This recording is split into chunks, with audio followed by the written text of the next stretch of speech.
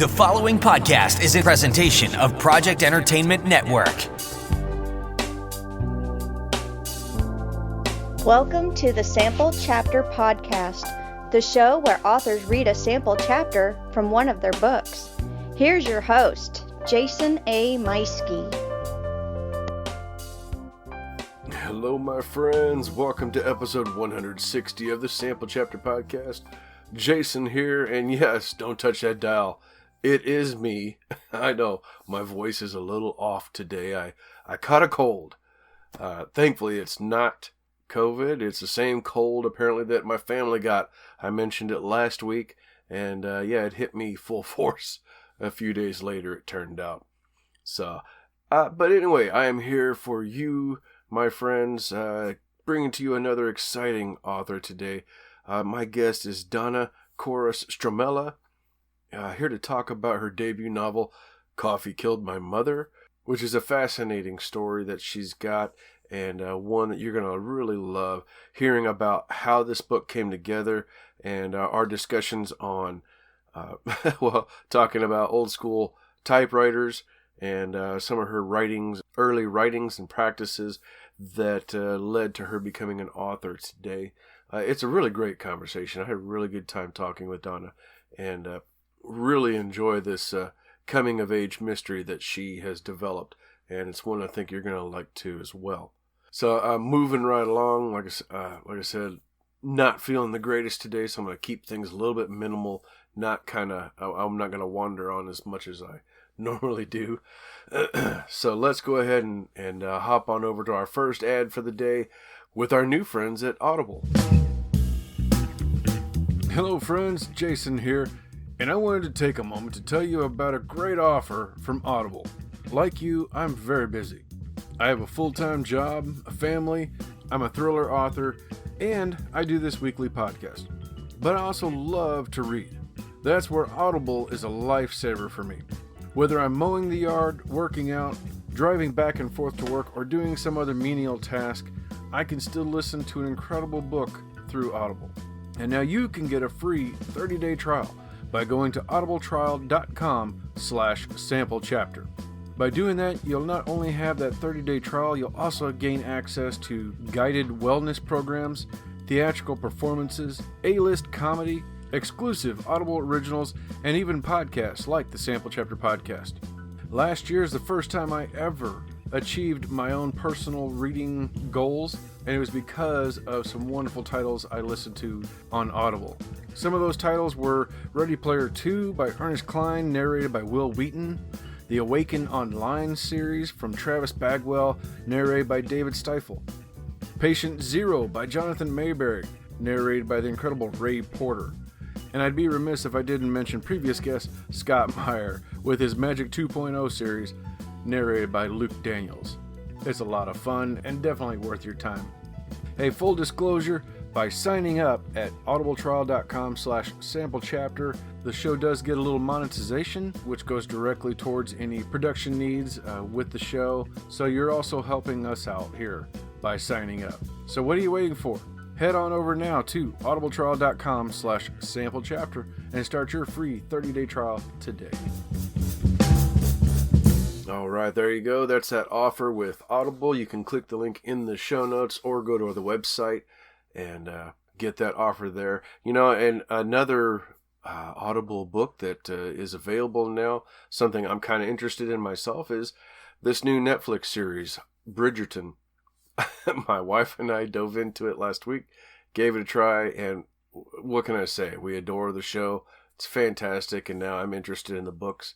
And they are on Audible, so that might be something for you to try out. Your first book is free, 30-day trial. Give it a shot. What do you think? I also want to thank my longtime friends, Scrivener. They have sponsored the show now for 2 years, and I just absolutely love them. I use them with all of my fiction writing. I have both the app and the regular desktop version, and anywhere I go, I'm able to pick up right where I left off. I'm having a lot of fun right now discovering how to move chapters around because it's broken. I have my chapters are broken down, and You just pull up the corkboard and you move them around. Okay, this chapter doesn't work there anymore. Now you move it here. Except in this case, I had a short story that I originally was going to pull out, and it's about 5 chapters long.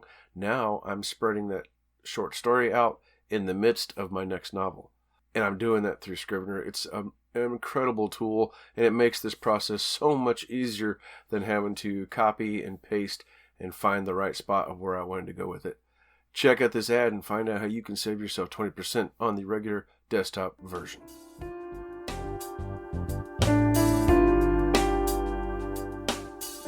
Jason here.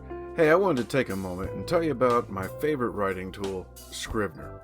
Now, I know you've heard about Scrivener because their writing software has been embraced by hundreds of thousands of other writers like you and I, from the novice to best-selling novelists. The reason we all use it is because of Scrivener's core concept to bring all the writing tools you use together in a single application. And with tools like automatic backup, character maps, project goals, and let's not forget that amazing corkboard, you can see why I use Scrivener every day. As a bonus for Sample Chapter Podcast listeners, use code CHAPTER for 20% off your desktop version. Scrivener writing software, built by writers for writers. Okay, I want to also thank my friends over at Pop Goes the Culture, the podcast network that I first became a part of about 2 years ago. And they are running wild now. They've joined up with it's called Retrofied Magazine, and that's a really cool thing. They got some neat stuff going on with that, and they've got about another 10 other shows at the network, so make sure you click that link in the show notes to get on over and check out other shows just like Pop Goes the Culture podcast, also on the network.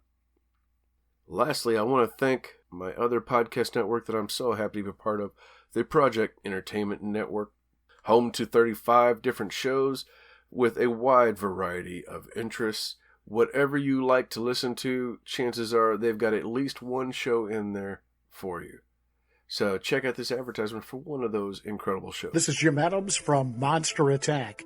Hey, if you remember that monster movie from your childhood that got it all started for you, the one that really got you interested in monster movies, horror movies, sci-fis, and cult films, then you're going to want to listen every week to Monster Attack. We look at some of our favorite monster movies from the 50s, 60s, and 70s. With new episodes uploaded every Monday, it's Monster Attack, exclusively on the Project Entertainment Network. All right, I love it. Love that show. Okay, well, I think I've talked about it as much as I can or should for now. Let's get us on over to our interview with Maryland author Donna Koros Stramella.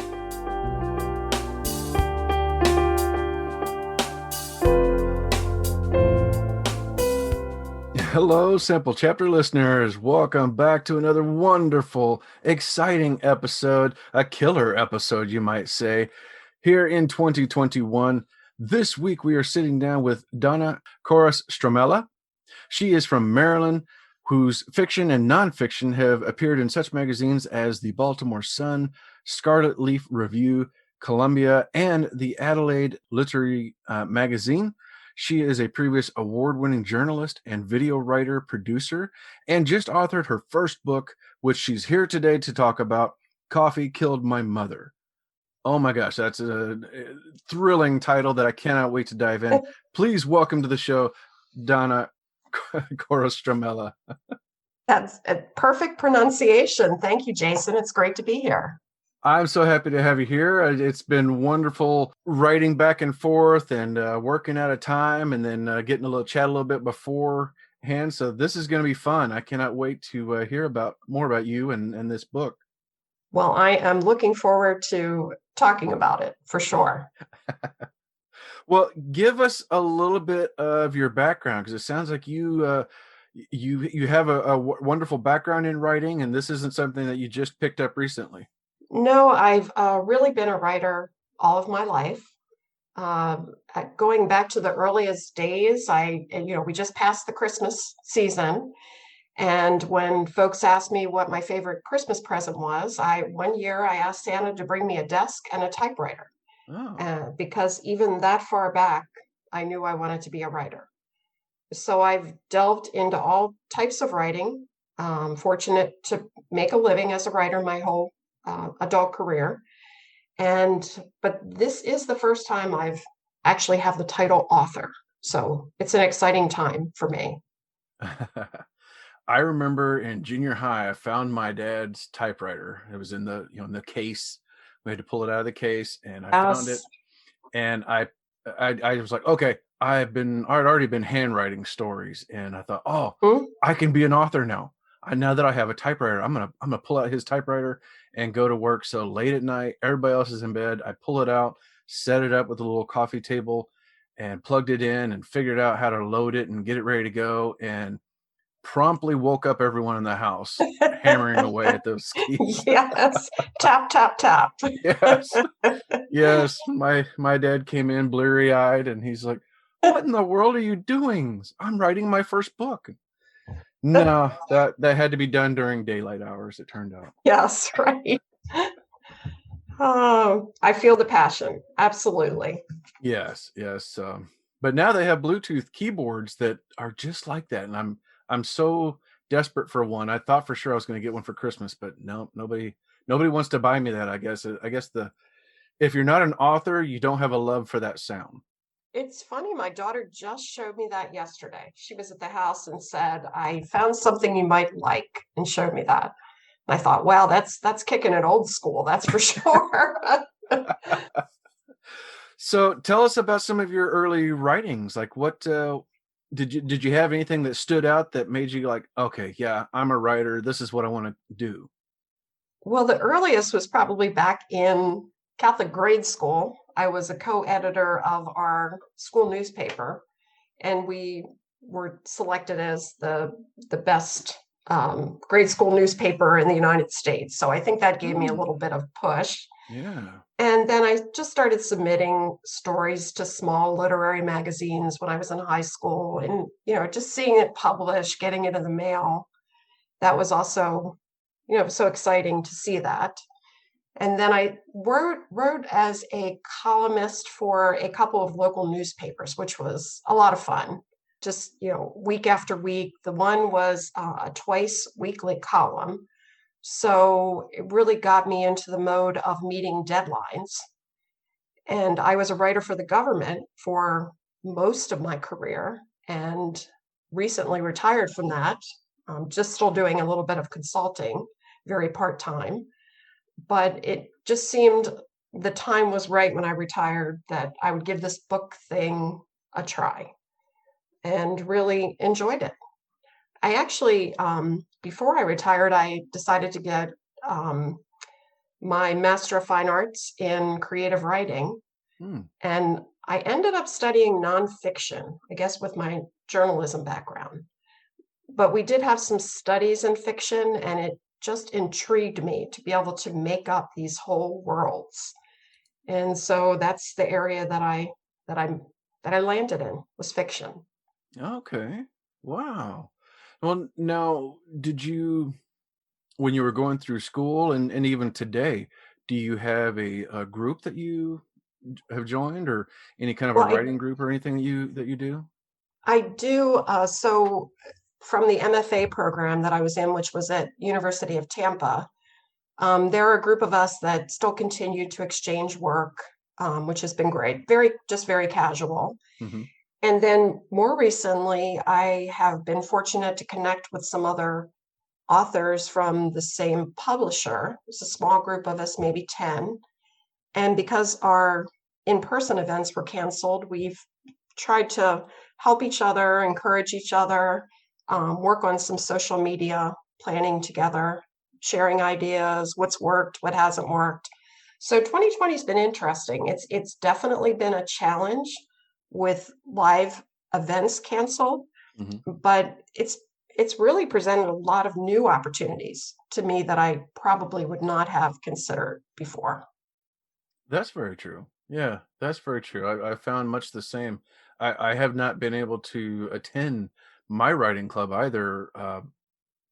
Well, after the pandemic began, we went virtual, and my schedule changed. And in all of 2020, after that happened, I attended one meeting, and that was for less than an hour before I had to go again. And Um, so I really miss the old group. But on the alternative is I've done so much of this show and so many episodes last year. That's been my vice, I guess. My way of communicating is getting to talk to authors like yourself every week and learning new things and new ways, and how, every week it's a different author and how they write versus somebody else. And that's been a wonderful way for me to keep up and keep talking to people in my world. well, and Jason, what a great service you're providing to the writing community in a time when they need it most. Oh, thank you so much for saying that. You must have gotten my check in the mail already. So we all try to do a little bit to promote the work of others, but a podcast, that's really a marvelous thing.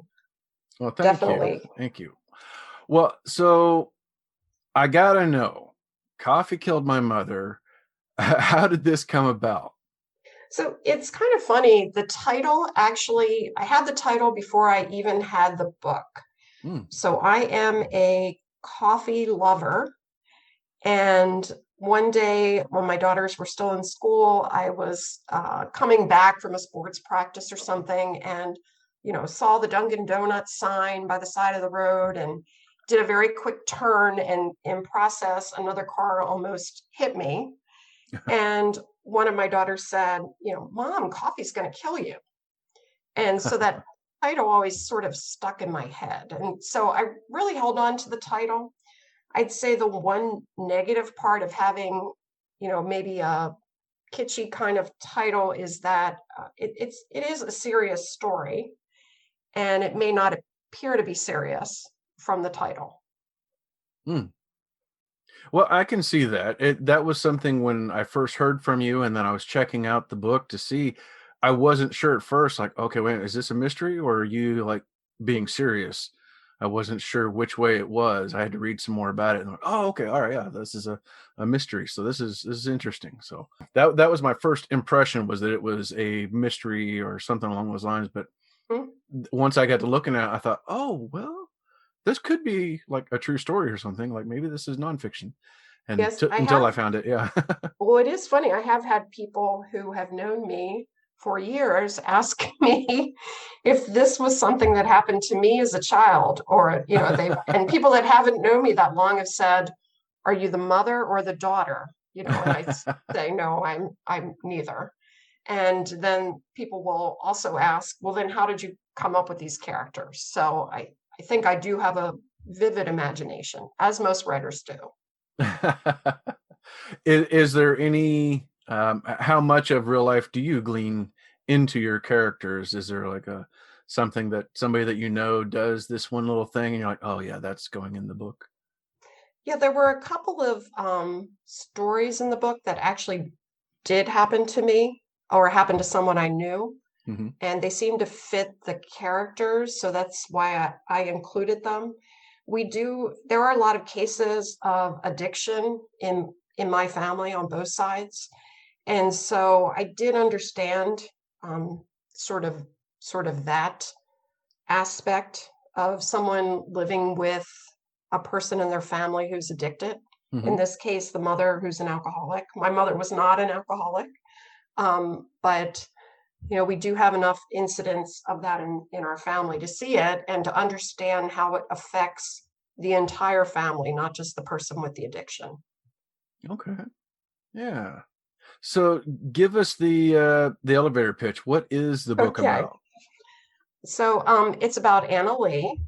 She's a 17-year-old, very anxious young woman whose life is really stuck. And that's largely because of her strained relationship with her mother, Jacqueline, who's a quirky, recovering alcoholic who's now addicted to coffee. So Jacqueline has this brilliant idea to take her daughter for the two of them to go on a road trip to explore independent coffee shops along the East Coast.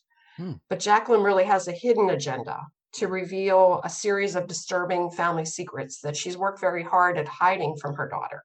So things like a twin that died in utero, a fatal drunk driving accident, an abusive parent, and even Jacqueline's betrayal of a woman that her daughter held very dear.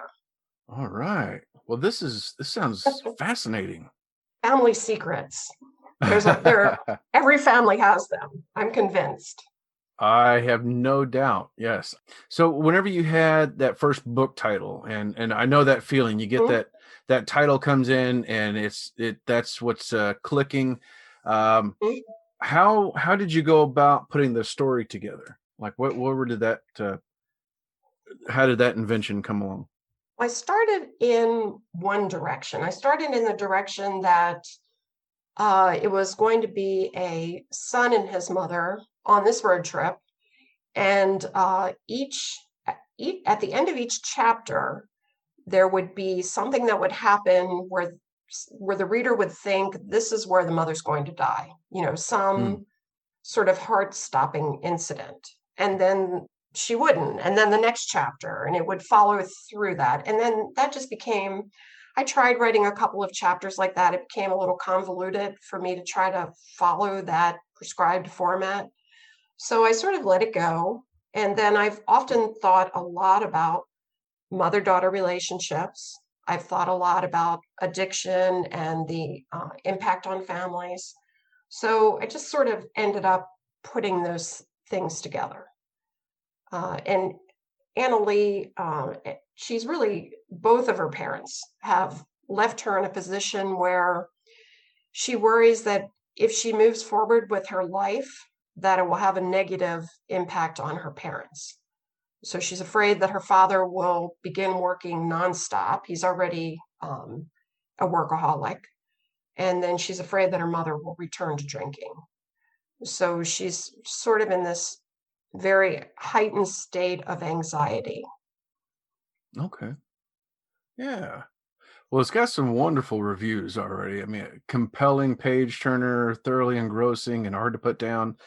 This sounds incredible, and I know I can speak for the audience probably when I say that I can't wait to dive into this myself. It sounds incredible. Well, thank you, Jason. Yeah, I think so. It's interesting. I really wrote it as sort of upmarket fiction / women's fiction, but I've had a lot of men tell me that it meant something personal to them. Some who had a family member who they really associated as a Jacqueline. I've had some other women that have said their mothers may not have been alcoholics, but they had other issues in their life that really held them back from being the kind of mother they wish they'd had. And after reading the book, one of them said, after reading it, I realized I think my mother did the best she could under the circumstances. Oh. So, it's always my hope that people maybe will relook at some of the relationships and realize that we don't have control over everything, and most of us are just trying to do our best. Wow, that phrase just keeps standing out in my mind there, of somebody reading the book and then having that self inflection and realizing that how their parent did the best they could. Wow, that I'm speechless. That's really something. I had to sort of dig deep for that character because I had two really amazing parents. Could not have been better. So it was sort of, casting aside, like, what if I hadn't had those kind of great influences in my life? How would I have been different as a result? Yeah. And that's something I think non-writers, the readers maybe, or somebody that doesn't write, has a hard time understanding, because kind of like we were talking about before we got started, a lot of people are always asking us, oh, is this me? Is that you? Is it Yes. This? But they don't understand that the writer's ability to enter this persona and then experience the world through those eyes. And then we're just trying to explain that. And obviously you developed a really great connection with Jacqueline and Anna Lee to have gotten this kind of a response. and I actually saw Jacqueline, or a woman that looks just like her as I described it. So my husband and I are trying to visit all 50 states, which now was put on hold this year, but we've been to 48. And I believe we were in Indianapolis, I think, at a waterfall. And there was a class trip, and there was a woman that was in the flowing, brightly colored red clothes, floral clothes. She had the cornrows with blonde hair, very dark red lipstick on her face, very pale complexion. And I just kept looking at her. And my husband said, "Do you know her?" And I said, "Gosh, I feel like I do." And then it suddenly hit me. So my husband said, "Well, we'll take her picture." I said, "Well, how am I going to do that?" And he said, "Well, tell her you wrote a character that looks like her." I said, "No, I'm not." So we actually did. I posed for a picture, and she was behind me, just so I could have proof that this woman did exist. I'm sure, her personality was nothing like Jacqueline, but it was interesting because sometimes, and I'm sure you understand this as a writer, when you're writing a character, you wonder, is this person realistic enough? Would they actually live in the real world? And she did. So. Oh my gosh. Well, tell us what you're working on now. I've started a new book, and it's actually drafted. I'm working on rewrites, and it's called Among the Bones. That is more of a mystery story. It's about a diverse group of people who live in a wildly unusual community. And there's a series of murders that are happening in the background, but they ultimately land at their door. And it's set in the Pacific Northwest, in an area where housing prices are just, out of reach. And so someone has come up with a novel idea to build this new community of tiny houses in open spaces in a graveyard. So this is where the book is set. Okay. What? Is that something you're hoping for sometime this year? Yes, hopefully by the end of the year, but I'm not sure what avenue I'm going to take for publishing at this point. So, Okay. yeah, still working that out. I know a lot of writers now are publishing themselves. So I'm not sure if I'm going to go back to an independent publisher again, or if I'm going to try to just set out on my own. So that remains to be seen. Yeah. Well, either way, you got to make sure and let us know when that's available so that we can help let everybody know that your next book is available. Thank you. I will. Yeah. Well, this has been absolutely delightful talking to you. And again, I cannot wait to grab a copy of this for myself. Tell us where people can find and follow you. So I'm on the usual author sites, Goodreads, Amazon, the author pages. I have a Facebook page, and that's typically where I post everything. It's an author page. It's Donna Koros Stramella Writes. And I try to promote not just my work, but the work of many other people. So I have a lot of friends that are publishing. It seems like everyone's books sort of came out during the pandemic year, which is interesting timing. So there was a lot of creativity this past year. Yes, I guess that's it. I guess maybe we had extra time at home to push those out. Mine had been scheduled for the end of February. So I did have some events scheduled which were promptly canceled, but that's okay. Yeah. Yeah. And I think I just want to say on behalf of the authors who you're promoting on your own page, I think that's really wonderful. And it's something I believe in with this show is that a rising tide raises all ships. So that's a wonderful way to be. Love that. All right. Well, it is time for me to step aside and hand the floor over to our guest, Donna Koros Stramella, with Coffee Killed My Mother. Thank you, Jason. So I'll be reading the first chapter of the novel, where our young protagonist, Anna Lee, sets off with her mother on a trip to visit independent bookshops. My mother has no sense of direction. I arrived late to birthday parties, the shiny paper and bows and a tussle on the floor, while kids with icing frosted lips played with red fire trucks or Barbie dolls. I never sang the happy birthday song or even watched my friends blow out the candles. For a full month, I imagined riding a pony at my friend Cindy's party. Her grandmother, who was flying in from Dallas, promised to rent a pony for her granddaughter's 8th birthday. When we arrived, late, I saw the long tail hanging over the half door of the trailer just as it pulled out of the driveway. Cindy's cowgirl hat was tilted to one side as she waved goodbye. I was always the last player at field hockey practices and games, taking extra laps in the afternoon heat and humidity to compensate for tardiness. The rest of the team sitting beneath the shade tree in the cool grass, eating juicy, ice-cold orange slices. Once we were even later than our usual half hour to 45 minutes make an entrance time, as my mother called it. This time it was the funeral of Mr. McGregor, my white-haired American history teacher who died of a heart attack at school, right in the middle of our studies on the Great Depression. He had just introduced Roosevelt's New Deal when he stopped talking, stared straight ahead, and opened his eyes wide. One hand rested on his chest, the other on the edge of his desk when he fell to the dirty gray tile floor. My mother insisted that no one arrived at funerals on time, but as we parked and raced towards the tented area of the gravesite, the punctual mourners were already returning to their cars. The prayers had been recited, veterans' flag presented, flowers tossed on the coffin, and tears shed. This time, I didn't mind being late. Funerals were my least favorite obligation.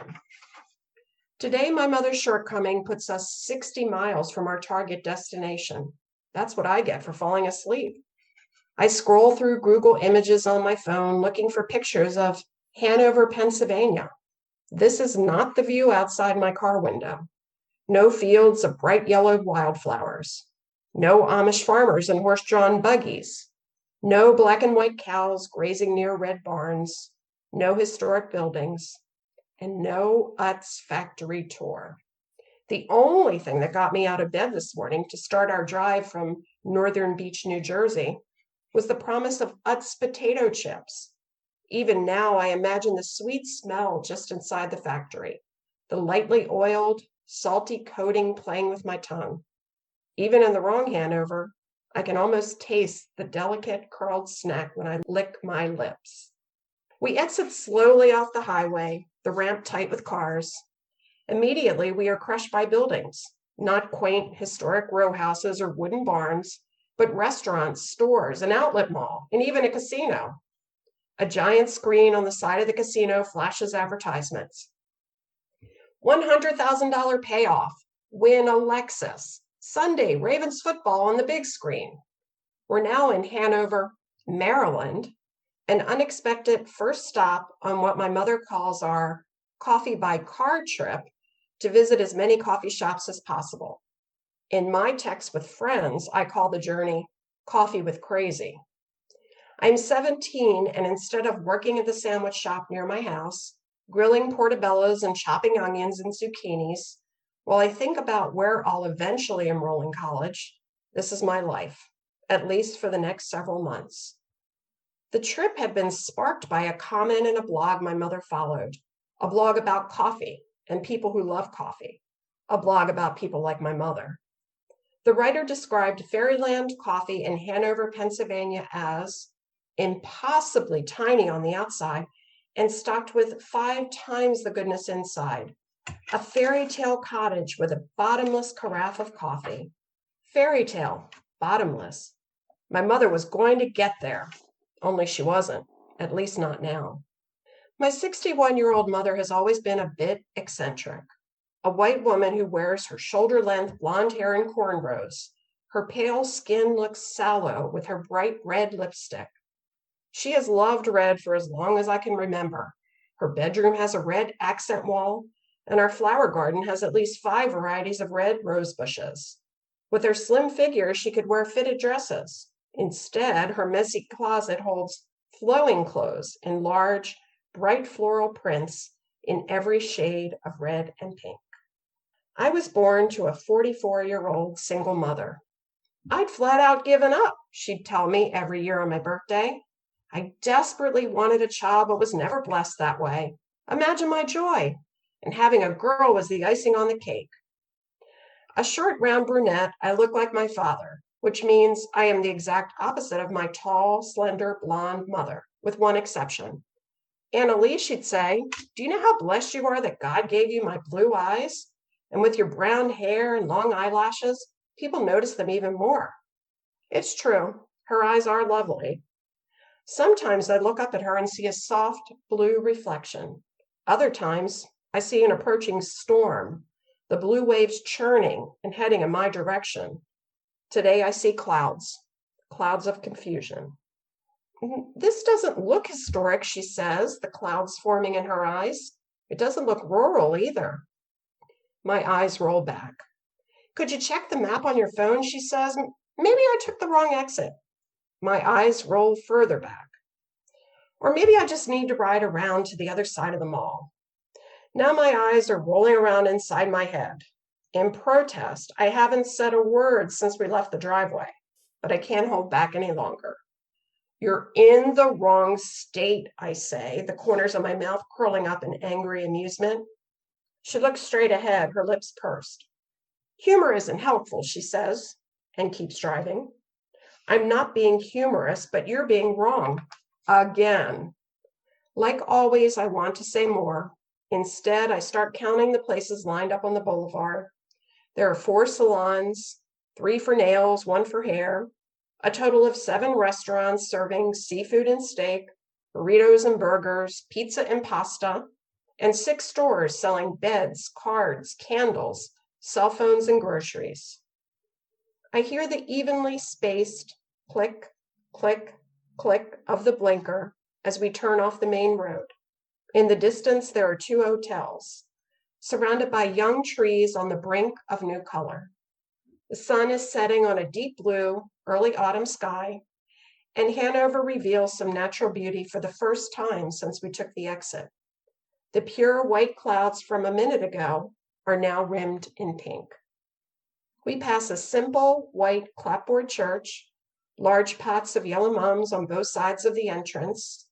Above the shiny black door, the steeple rises, the bell reflecting the pink and blue above. Our aging Jeep Wrangler, red paint peeling over dents that were never fixed, and with the odometer hovering not far from 200,000, turns into the first hotel parking lot. Can't you just smell the coffee in the air, she smiles. I have a good feeling about Hanover. We are traveling light, 1 large roller bag each. My mother is certain hotels will have a washer and dryer. It's just like we're backpacking across Europe, she told me as we packed, but without backpacks and without Europe. A few brown leaves crunch beneath my flip-flops, autumn's early notice. If my mother keeps driving south, we'll miss it. As the automatic hotel doors open, I smell the roasted beans I know so well, not because I drink the stuff, but because my mother consumes up to 10 cups a day. At home, the smell is everywhere.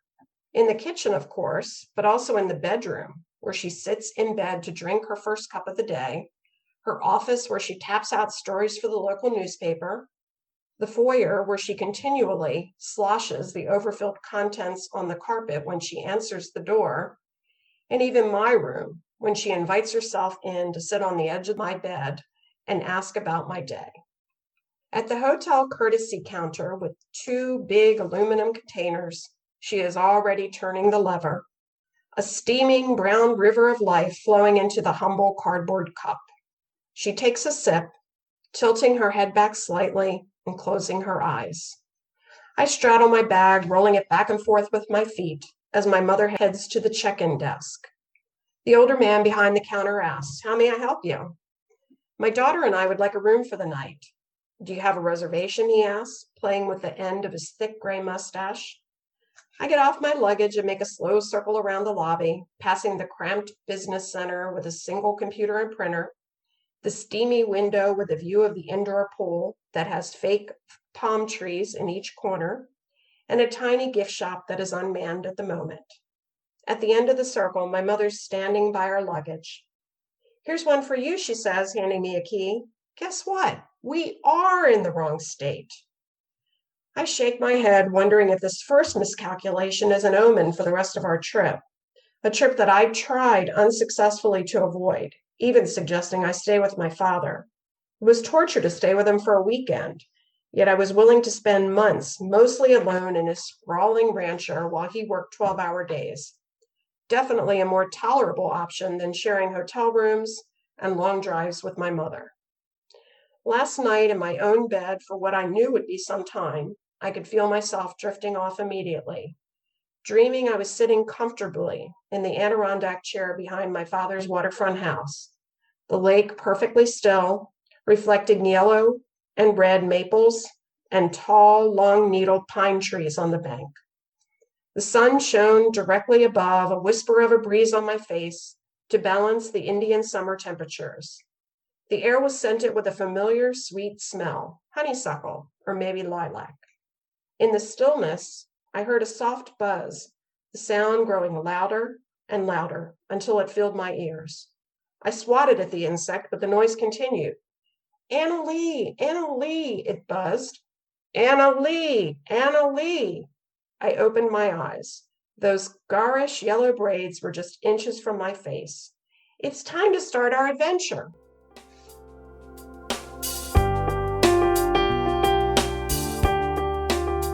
All right, that was Donna Koros Stramella reading a sample chapter from her debut novel, Coffee Killed My Mother. The ebook is available right now on Amazon. It's through Adelaide Books. The paperback is coming soon, so click that link in the show notes so that you can find out more about that book and more about Donna and where to follow her as well. Don't forget to click the link in the show notes for our podcast friends and sponsors alike, and hit that subscribe button so you don't miss out next week when I am back with Soraya Elsmore. Until then, take care, everybody. I hope you are doing better than I am right now. Take care.